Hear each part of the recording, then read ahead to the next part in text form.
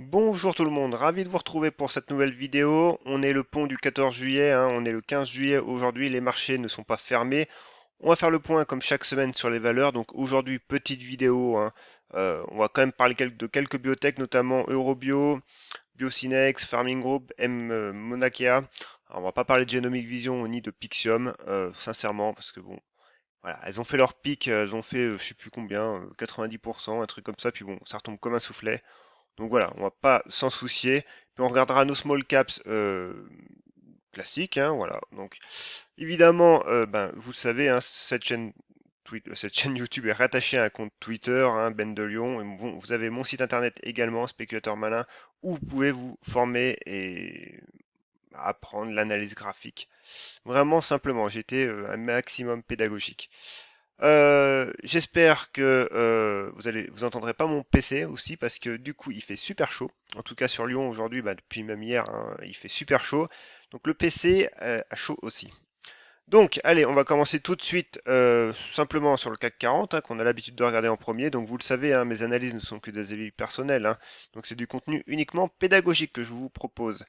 Le CAC 40, il nous prend 2% aujourd'hui, mais au final, qu'est-ce qu'il nous fait? Pas grand-chose. Il reste dans sa zone, hein, 5008, 6000 points, 6100 points. Il se passe pas grand-chose. Les bandes de Bollinger se contractent. On est sous cette résistance oblique. Voilà, donc au niveau du CAC 40, il n'y a pas grand-chose à dire aujourd'hui. Allez, on continue avec nos valeurs.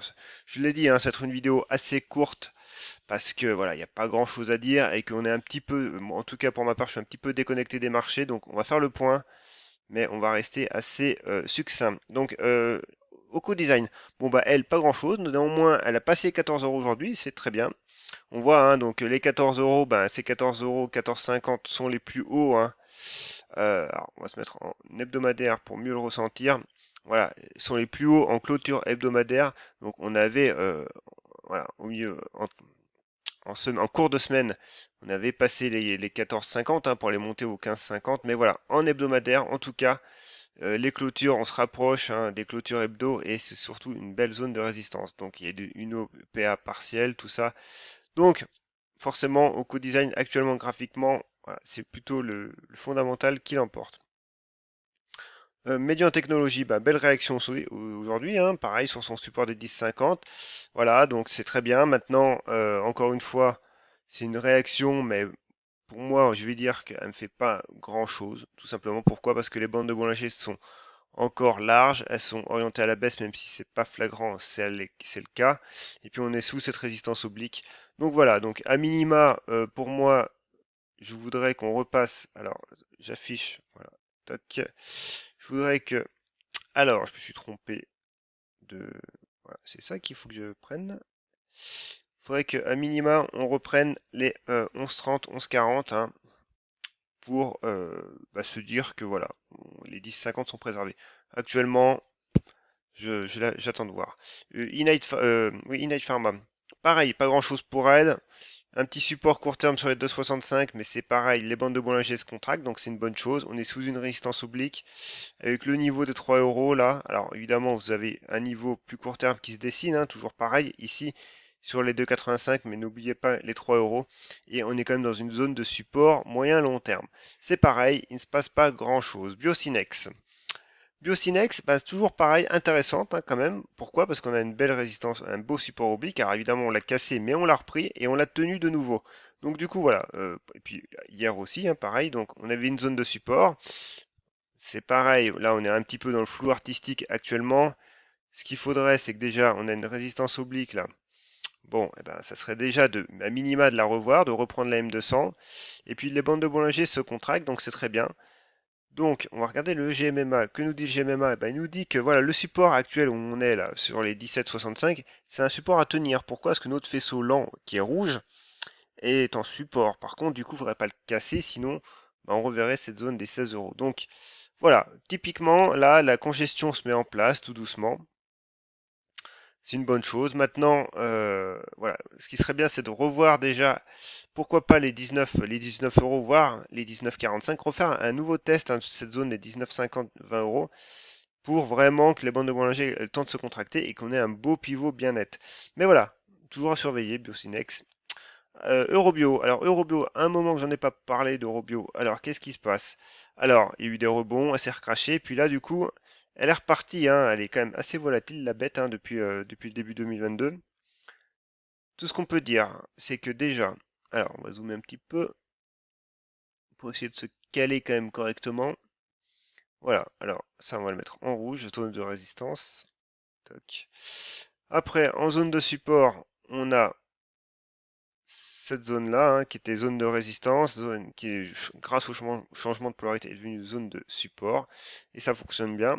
Le GMMA, que nous dit le GMMA? Mais il nous dit que voilà, le faisceau lent est en support aussi, donc c'est pas mal. Maintenant, alors ça je vais mettre en vert quand même.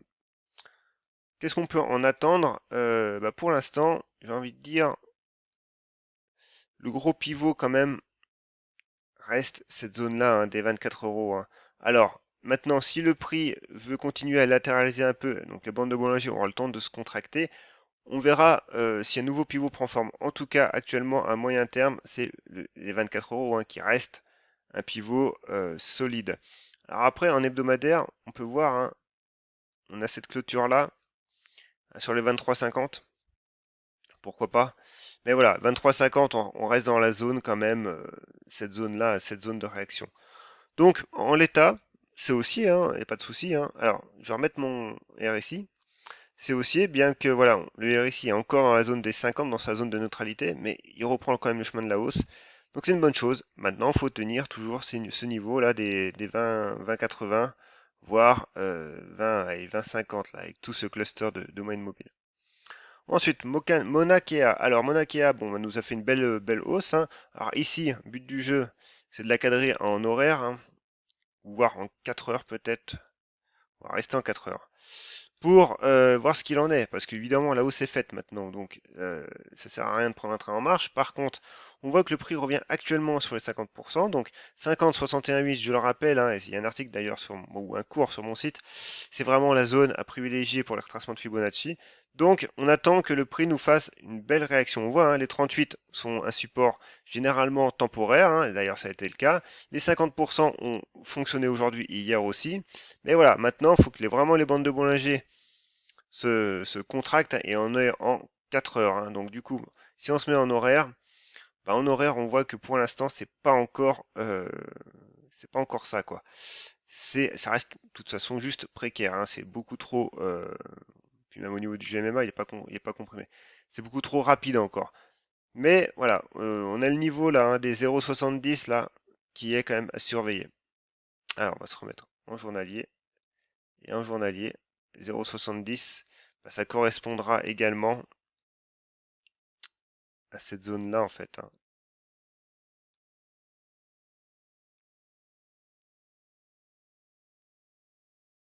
Voilà, cette zone-là. Donc là, on est dedans. Et après, bah, vous aurez 0,67 avec la M200. Ouais.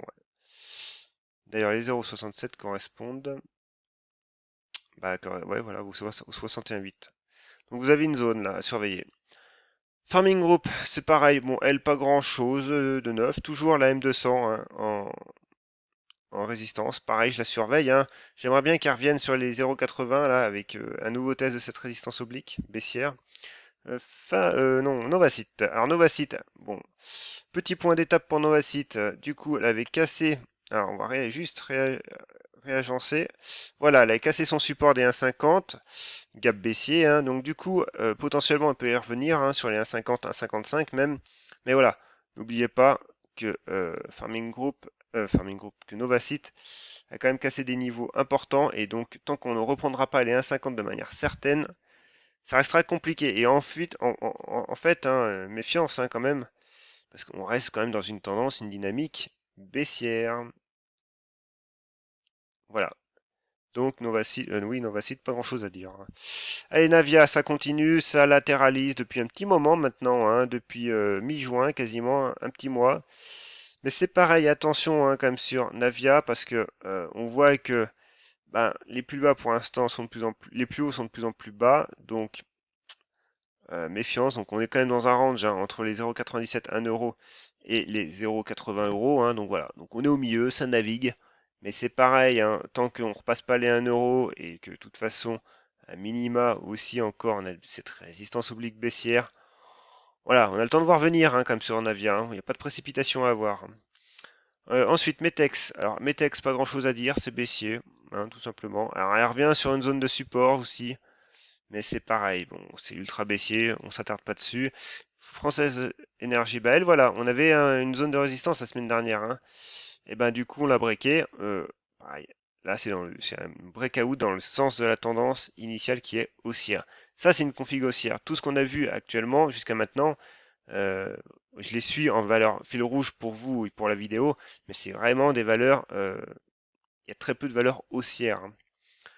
Serge, oui, Serge Ferrari, c'est pareil. Donc belle réaction aujourd'hui.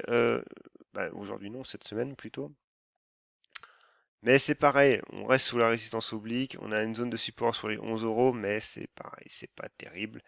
Katana, alors Katana s'est bien reprise ces derniers jours, mais voilà, maintenant ça commence ben voilà, à rentrer dans le dur, hein, avec les 7 euros et du coup les 6,50 de nouveau en support. Mais voilà, cette zone, hein, que je disais avec le support oblique aussi, voilà, on la travaille un petit peu. Mais c'est pareil, pour l'instant c'est brouillon, donc encore une fois il est urgent d'attendre. Je passe un peu vite, mais au final il n'y a pas grand-chose à dire, hein. Et en fin de compte, Guillemot, alors Guillemot, bon il y a eu une news hier, je sais plus trop quoi, voilà, j'en ai parlé avec un abonné sur Twitter. Clairement, bon, moi je sais pas trop ce que c'est, ce qu'il en est, donc, mais en tout cas le volume est monstrueux, en tout cas. Mais alors, pareil, le niveau des 11 euros est préservé, belle résistance oblique, hein, bien équilibrée. Voilà, on a un support comme un niveau de résistance qui commence à se dessiner ici sur cette zone-là. Voilà. Donc à surveiller, tout en sachant que bon, on a quand même la M200 qui est sur les 13 euros, mais petit à petit, sur les 12,34 là, ça commence à se préciser. Et on voit le GMMA d'ailleurs se comprime aussi, hein. Donc valeur à suivre quand même, Guimau. Je vais voir le média, valeur à suivre aussi. Alors je l'ai pas trop suivi cette semaine. Donc du coup, hier, c'était hier, oui, elle a cassé son canal haussier, mais voilà, aujourd'hui elle n'a pas confirmé. Donc même si elle a ouvert en, en baisse, au plus bas quasiment, voilà, elle s'est reprise. Par contre, on reste toujours sur la résistance des 7 euros. Donc maintenant, le but du jeu, c'est de conserver, hein, ces niveaux des 6,50 là, et puis de d'osciller entre les 7 et les 6,50 pour que les bandes de Bollinger aient le temps de se resserrer, tout simplement. Et la dernière, allez, on va faire ESSO, bah voilà, ESSO, un beau support oblique haussier, bien respecté. Mais c'est pareil, on comprime, donc toujours ce niveau horizontal, hein, des 68 là. Alors, on a même une résistance oblique baissière si vous voulez, hein, comme premier signal, mais clairement, voilà, sur les 65-68, ESSO, pourquoi pas, est à surveiller, toujours encore une fois, hein, dans le sens de la tendance, triangle symétrique.